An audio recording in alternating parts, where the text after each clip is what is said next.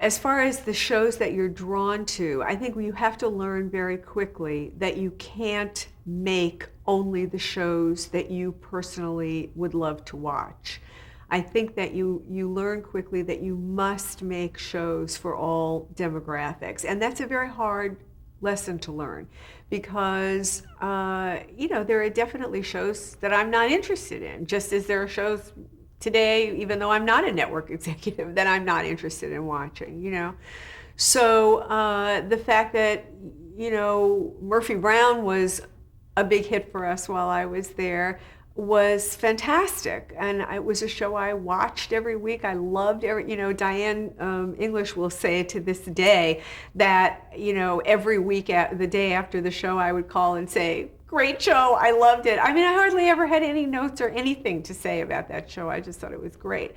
There were other shows that were, problematic, and shows that I was not personally that interested in, but that you have to get involved in and that you have to learn to love in some way. You have to figure out a way to get emotionally involved in. I'm not a big cop show person, which sounds funny coming from a Cagney and Lacey person, but that to me was a relationship show. There's just shows that I'm not that interested in. I'm interested in people's personal lives and not so much in their shooting lives. Right. As far as being an executive, I think that being a woman does play a role in being an executive. I've always been sort of friends with the people that work for me. I've always been, interested in their lives, interested in their spouses and children, interested in what they're doing, interested in what they're interested in.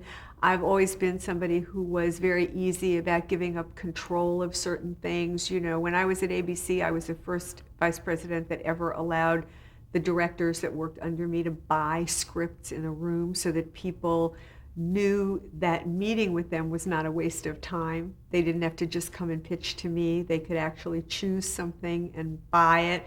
I did the same thing at CBS. I think people have to be given their due. I think if you're hiring somebody because you think they're very talented, you need to let them do what it is that they do.